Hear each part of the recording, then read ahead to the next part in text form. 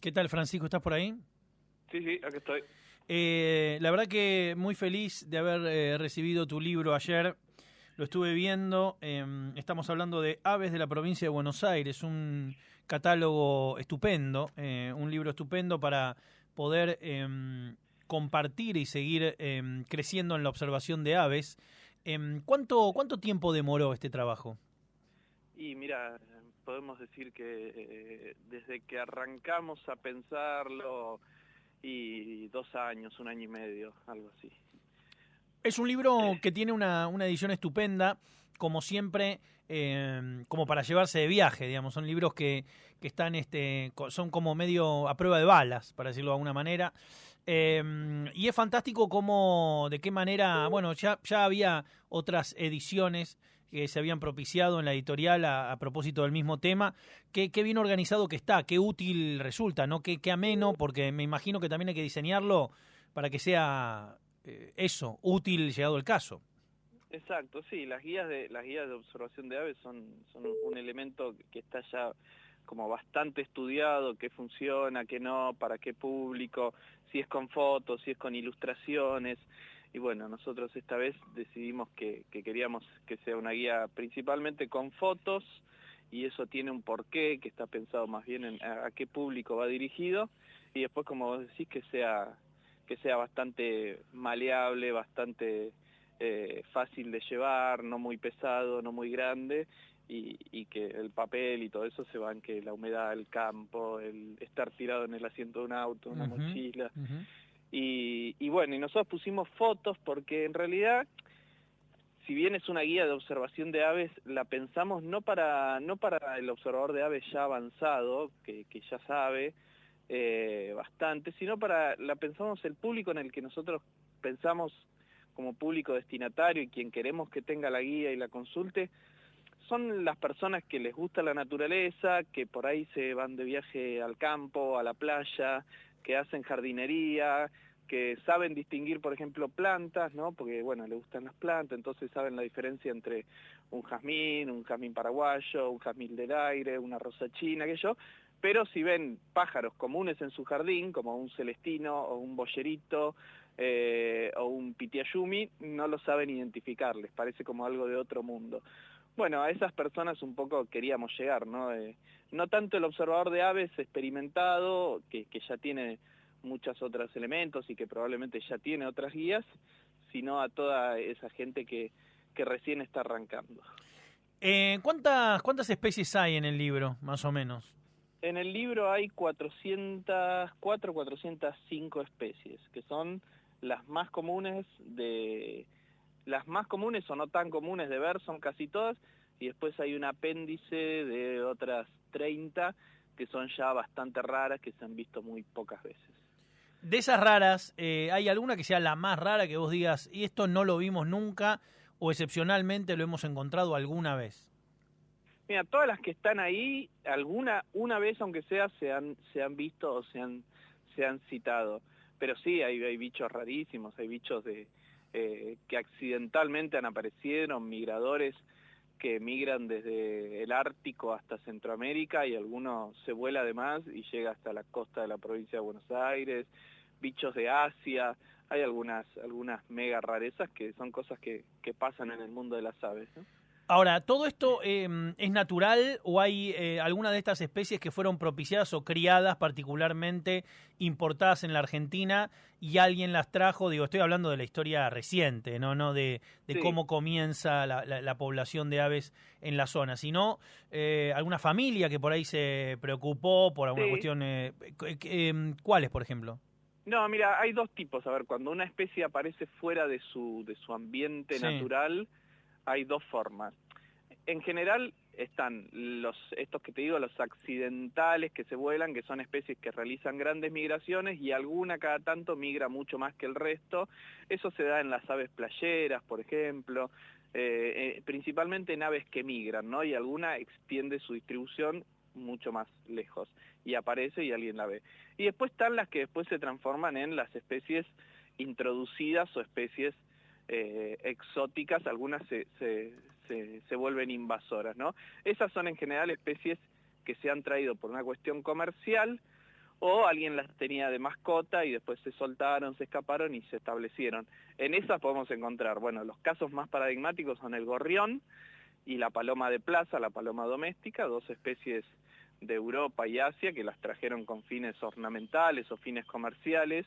El mito dice que al gorrión lo trajo Sarmiento, en realidad lo trajo Biekert, el cervecero, y después, bueno, los soltaron acá, igual que las palomas. Estoy viendo mucho menos gorriones. No sé si... Hay mucho menos, eso sí. tiene una causa. Y a ver, contame, porque yo me acuerdo en los 80 era, no te digo tan común como la paloma, pero uno veía muchísimos, y estoy viendo muy hay poco. Mucho menos.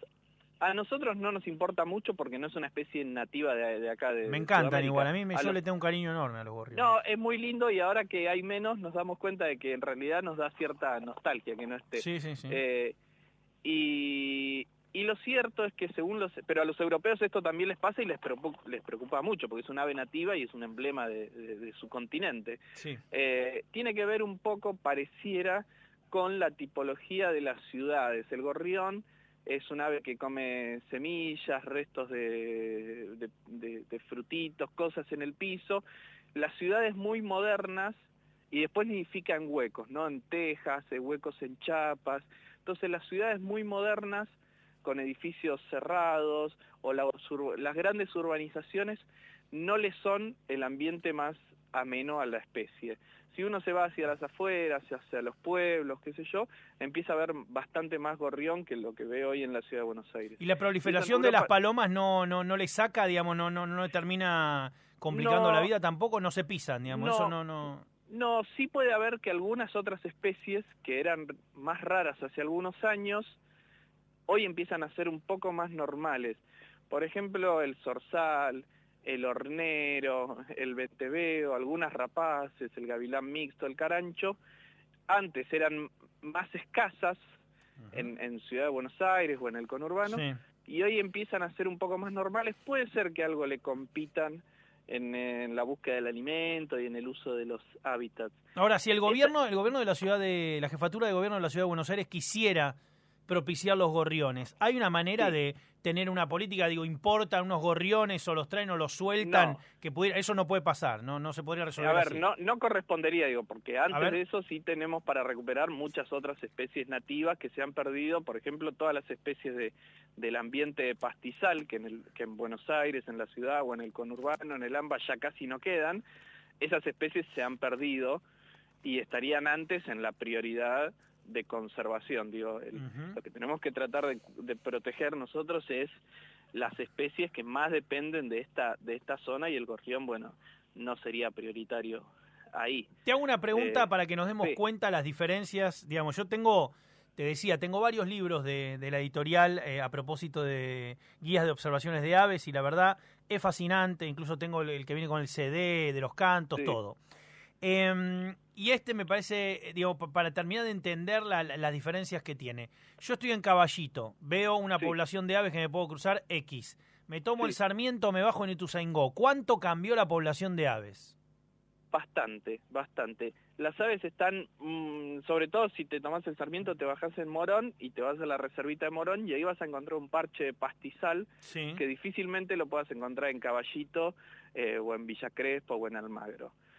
Ahí vas a encontrar, por ejemplo, mistos, podés encontrar alguna monjita, podés encontrar un cachilo de ceja amarilla, más aves típicas del ambiente de pastizal. ¿Colibrí hay muchos en la provincia de Buenos Aires? Mira, en la provincia de Buenos Aires hay registradas 5 especies o 6. Y en la ciudad de Buenos Aires solo podés ver 2. Pero si vos te vas el picaflor bronceado, que lo ves todo el año, y el picaflor común o picaflor verde, que es un migrador, lo vamos a ver en verano y en primavera. Pero si vos te vas al delta, ya vas al delta de San Fernando, al Tigre, por ejemplo, te alquilas una casita en el Tigre, ya vas a ver muy común, casi más común que los otros dos, el picaflor de garganta blanca. Ese picaflor casi en la ciudad de Buenos Aires es muy, muy difícil de ver. Así que ahí te das cuenta como en pocos kilómetros las aves están muy adaptadas a un ambiente, a un ecosistema. Y en ese sentido no es lo mismo el delta bonaerense que los pastizales en Bahía Blanca, que la costa atlántica, que el espinal que vamos a encontrar en Varadero, San Pedro, en Magdalena. Entonces, cada vez que uno visita un ambiente, un ecosistema diferente, va a encontrar especies diferentes. Creo que lo hablamos la otra vez, o lo hablamos lo hablamos en otra entrevista, pero a propósito del mismo tema, la población de aves en las cercanías del aeropuerto de Ezeiza, y en algún momento, no me acuerdo si había una leyenda o no, que habían soltado unos halcones para que se coman los bichos y no, digamos, ninguna bandada se meta dentro de una turbina de un avión. ¿Es verdad eso? Mira, a ver, hay verdad y mito. A ver. Es verdad que en los aeropuertos se usan animales de cetrería para espantar grandes bandadas que puedan ¿Son ser un halcones? peligro. No son halcones. Usan diferentes rapaces, usan halcón peregrino, halcón plomizo y gavilán mixto. Creo que esas son las 3 especies que más se usan en cetrería. Pero esas las tiene un señor que va, la suelta un par de veces al día, una vez al día, y vuelve a su brazo y después la guarda. Y la usan muy puntualmente cuando hay una bandada grande de chimangos, cuervillos, lo que sea. Después está el mito de que en la ciudad de Buenos Aires se soltaron rapaces en un momento, un mito que creció porque una vez Santilli dijo que estaban evaluando, qué sé yo, y quedó como que lo habían hecho, pero eso nunca se hizo. En la ciudad de Buenos Aires sí es más común ver rapaces cada vez más, vemos más gavilán mixto, más carancho. Ahora, vos le tenés que generar un ecosistema válido que lo sostenga. Es como cuando uno lleva un hurón a una fábrica para que se coman las ratas, digamos. Tiene que tener una pareja, tiene que tener, digo, ¿qué implica poner halcones? No, por eso, nunca se hizo ni nunca se hubiera hecho. Lo que se hubiese hecho en todo caso hubiera sido algo como lo que se hace en los aeropuertos, en el microcentro. Un señor va con su halcón, lo suelta, el halcón dispersa la bandada. Como contratan a alguien para que cada tanto una especie de desratización, una cosa así. Exactamente, pero eso nunca se hizo y los gavilanes y caranchos que hoy vemos en las ciudades todo el tiempo, porque hay muchos, tienen que ver con que, bueno, básicamente esos animales fueron adaptándose a las ciudades, encontrando un lugar propicio para vivir, hay edificios altos, antenas, hay comidas, ratas, palomas, animales muertos, y bueno, se adaptaron a las ciudades y ahí están, por suerte, ¿no? Me pasó una situación, te la cuento para ver tu lectura y a ver si sabés algo de esto, porque fue muy lindo, o sea, fue muy lindo la experiencia de tener un animal tan hermoso de cerca. Hace 3 años, hicimos una presentación para conocida bebida que se mezcla con gaseosa cola y se escucha en Córdoba. Bien, la más popular, la mejor, la marca que todo el mundo elige, y entonces nosotros hicimos una especie de filmación que representaba de modo corpóreo. Teníamos el mapamundo, teníamos todo y nos faltaba el águila que cruce adelante. Entonces, como no conseguimos un águila, nos trajeron un halcón como para hacer el plano de por lo menos que pase un ave de rapiña o que parezca parecido. Y yo tuve el momento, o sea, vi cómo funcionaba el adiestramiento con el que le ponen el casco ese y funciona con una campana y el bicho, es increíble, salta de guante a guante. O sea, lo único que sabe hacer o que le enseñaron de alguna manera, que no quiero enterarme cómo, porque seguro no creo que tenga que ver, me parece que roza el maltrato animal todo ese tipo de adiestramiento, pero el animal es increíble, le toca la campana y va de guante a guante y se me paró, me dieron el guante a mí, se me paró y es impresionante tenerlo de cerca. Las patas, el plumaje, la elegancia, o sea, es una de las mejores fotos que tengo con el halcón en la mano. Lo que pesa, lo grandote que es, una cosa increíble realmente. Sí, la verdad que la cetrería, a ver, es algo que es milenario en Arabia, en países así, en zonas así, en Turquía lo hacen hace miles de años, los usan para cazar como forma de vida. Es como decir el adiestramiento de caballos, es algo que en algunas culturas es antiquísimo y está totalmente arraigado en esas sociedades. Pero en el caso de las aves, digo, me suena que son mucho más, digo, domesticarlo es casi imposible. Tiene que es un laburo muy difícil que lleva varios años. Hay gente que se dedica a eso. Lo tenés que hacer desde que el animal es pichón, lo cual en algún momento es un problema porque muchas especies son sacadas de la naturaleza para eso. Pero sí, es un trabajo bastante difícil que hoy se usa incluso para otros fines más nobles, como como devolver animales heridos o pichones que se caen de un nido y los llevan a un centro de rescate, y los rescatistas tienen que usar ciertas técnicas de la cetrería para enseñarle a cazar al animal por sus propios medios, enseñarle a volar y esas cosas. Entonces, bueno, sirve también para eso. El tema cóndor, que es uno Sí. de los emblemas más grandes que tenemos en Argentina y demás. Peligro de extinción, se las están bancando, digo, es un ave que Mira, no se la molesta. ¿Cómo está eso? Mira, recientemente al cóndor se lo recategorizó. Las aves tienen categorías de conservación que van desde que no tiene ningún problema a que está en peligro crítico, que está extinto. Recientemente se lo recategorizó y se le subió la categoría, es decir, está peor de lo que pensábamos. Si bien en Argentina es el país donde más cóndores hay, ¿no? Si uno se vaya a Bolivia, Perú, Ecuador, Colombia, el animal está mucho más en peligro y más amenazado. En Argentina, si uno se va a la Patagonia, Córdoba, Mendoza, a Salta, es probable que vea cóndores y en algún momento podés ver un grupo bastante grande. Sin embargo, como son animales muy longevos y con periodos de reproducción muy largos, cualquier modificación hace peligrar la especie. Por ejemplo, ha habido algunos envenenamientos masivos, todavía está la costumbre de creer que el cóndor mata animales o se come corderos o cabritos, y eso no es así, es un animal totalmente carroñero que se alimenta... Por eso es pelado, claro, justamente porque come Claro, carroña, claro. exactamente, se alimenta solo de animales muertos, no roba Exacto, nada, ni mata nada, pero bueno, todavía hay envenenamientos, o muere cuando se quiere envenenar un puma o a un zorro, que sí pueden causar cierto daño, y después cuando va el cóndor a comerse lo que quedó del animal envenenado, muere también. Entonces, si ha habido algunas muertes masivas de 30, 40 cóndores, que eso ya hace peligrar la especie, ¿no? Ya sobre una población de 2.000 animales, que mueran 40, 50 en un año, ya... entonces estamos viendo que corre todavía ciertas amenazas, aunque por suerte en Argentina eso, si uno se va a las sierras de Córdoba, de San Luis o a la Patagonia, con poquita suerte lo vas a ver. No sé si soy muy optimista, pero se me ocurre que la caza furtiva de aves, por suerte, esto es lo que creo, a lo mejor me decís no, sos muy optimista, es minoritaria, o sea, no se cazan más otras cosas acá, ¿no? Digo, por suerte, ¿no? Yo soy como vos, de los optimistas, y mucha gente me dice eso, que peco optimista. Soy optimista en cuanto a que hay menos caza, menos... digo, si vos hoy vas a cualquier lugar del conurbano bonaerense o del interior, ves menos chicos con un rifle, con un aire comprimido, con galgos, con una gomera.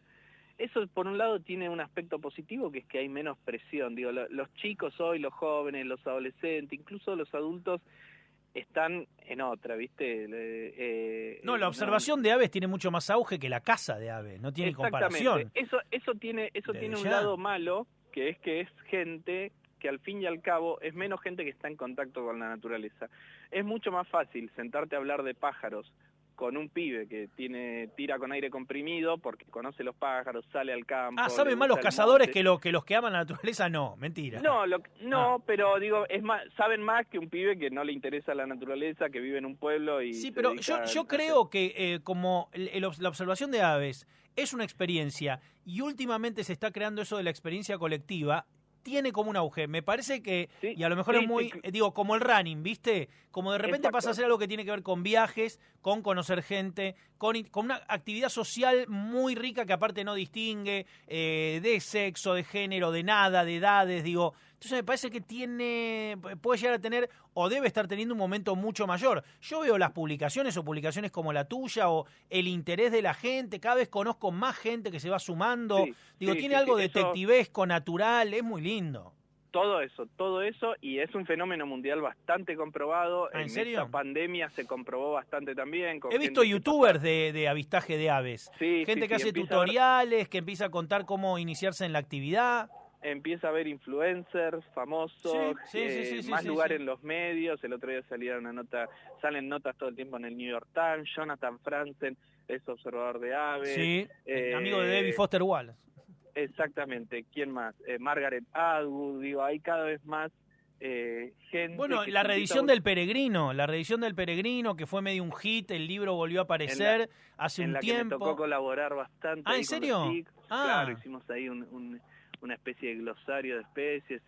Sí, es cada vez, la verdad, que eso se está comprobando y es algo muy lindo de ver, ¿no? Como cada vez más personas se vuelcan a esta actividad, un poco también por esto, ¿no? Después de un déficit de naturaleza empieza la gente como a querer recuperar ese contacto con lo natural, y bueno, la observación de aves, como vos dijiste, es una de las actividades más fáciles, la podemos realizar en parques, en los bosques de Palermo, en Parque Centenario, donde querramos, o cuando te vas de vacaciones.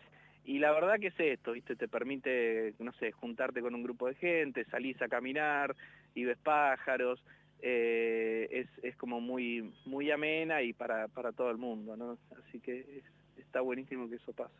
Yo conté la experiencia que tuve en Mar de las Pampas con el canto de un ave que no podía registrar.